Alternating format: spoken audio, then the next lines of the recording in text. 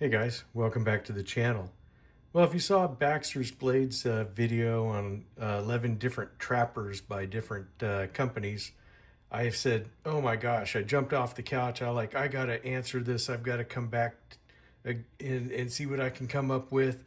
And then he says, it has to be traditional trappers. I was like, oh, that hurts because I think I could have edged him out just a little bit if I would have gone with the non-traditional ones, but I don't know. We may have to see if we can do this with mini trappers or non-standard trappers or something like that. I thought I had one more than him. Maybe I'll throw it in at the end as a just as an extra because I was going off of the standard frame size, the 4 1/8, and that was what I was doing. And I tried to get all different ones, even if we had some that were the same makers.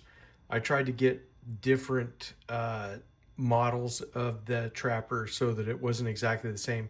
There was only one that we both had the same of, and I'll start off with that one, and that is this Marbles in D2.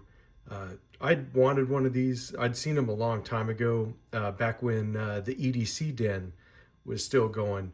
Shout out to you, Sean, if you're out there watching.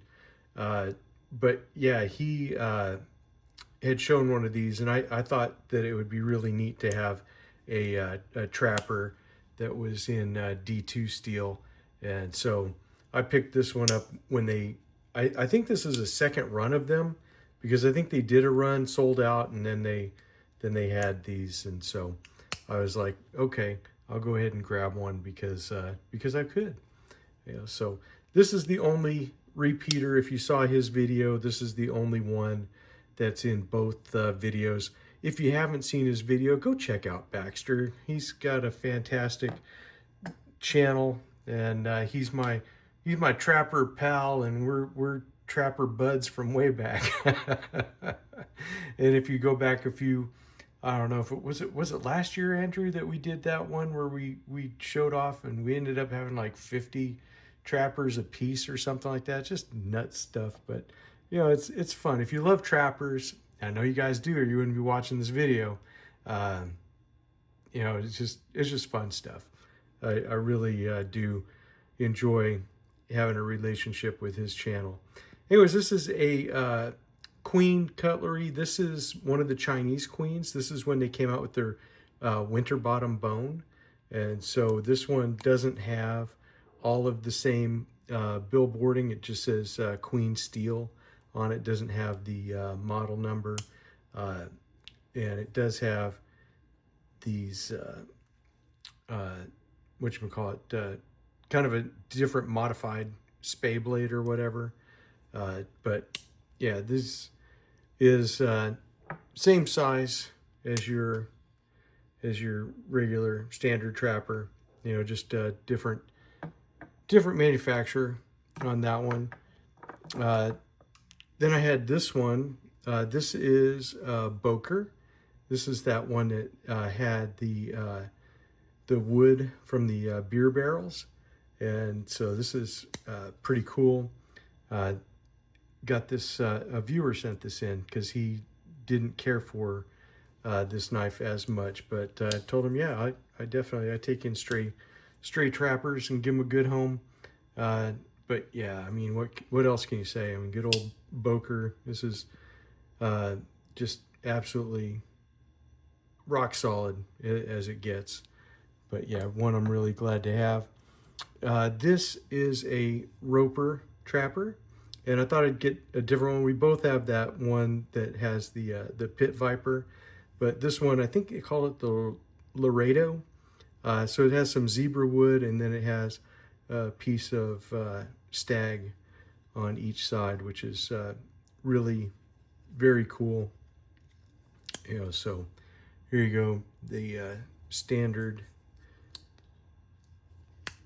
clip and your spay. And the spay blade on these, it kind of reminds me of the ones that they use on the Schrades. So maybe a possibility of the same factory there. So then here is one from the Tittiute Cutlery Company. And this one I've shown before. This one is really cool. This is the Tittiute Trapper, and it was marked as a second. And I believe these were made in the old Queen factory. So you see they had the winter bottom or worm groove type covers, this bone here, which just looks absolutely gorgeous. And then they have their spay blade, and they had a thing on there with the year and all this other stuff that was on there. I went over it in the video for this particular trapper.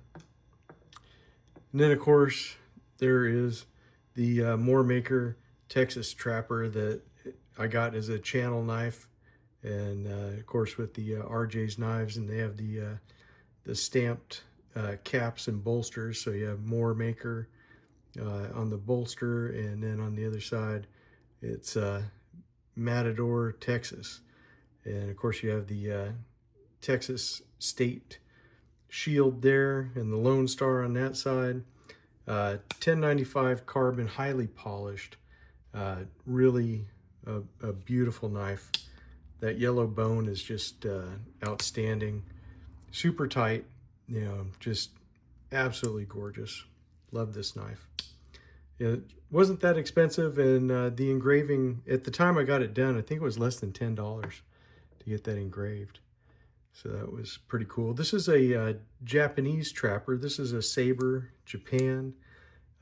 So El Phoenix sent this over. He actually sent over the next one too.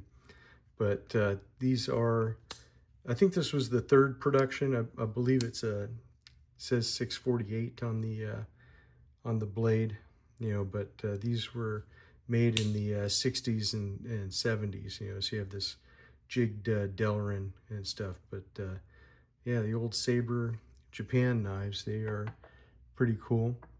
This is a Robert Kloss. And so there you go. There's the thing. He had lost the shield on it, and he had this thing from the North American Hunting Club, this little medallion, and it fit in the hole. So I thought that was pretty cool. Just if you have something, you can go ahead and repair that on your own, you know. But these are really cool knives. Robert Kloss. I think this was made, I'm gonna take this out. Yep, this is a Solingen knife, so this is definitely German. So nice to have that one. And then here we have a old timer. This was part of a Walmart 2-pack. You got this one, and then I think you got the little single bladed you know, peanut, the PAL. Yeah, so saw cut Delrin on that. This is the made in China version. This is my Rough Rider. I decided to get the heavy forge trapper because I love this Appaloosa bone. I think it looks really cool. I like the diamond shield. Just fantastic looking bone.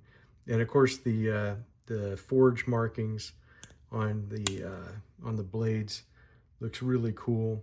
And so I thought I'd get something that's a little bit out of the ordinary for my Rough Rider manufacturer. Sorry, words are sometimes hard. But really nice thick blades on those too. Really very cool knife. They make a Stockman in that also. And then for the case, I decided to go with this one. This is that golden ruby trapper. And so I did a video on this one. I think it says it's one of 500, one of 1500, but really just shows kind of a different kind of a thing. It's not just your pure synthetic. This is that Corallon stuff that Frost makes. And so it's not your typical synthetic or your Kieranite. It's not the Delrin, and it's not a bone. So I thought that it'd be nice to show off something, you know. It's just really a very gorgeous knife. Just love all the colors in it. It's just fantastic, and it's a standard case trapper. There you go, guys. How's that? 11 knives in a little under 11 minutes. Such a beautiful knife. It just get lost in the colors. All right, well, there you go. Andrew, let me know if we're going to do this with other trappers. Like I said, we can do non-standard trappers. We could do mini trappers. I'm down. Let me know. I'll let you fire the next shot. Talk to you later, guys. Enjoy.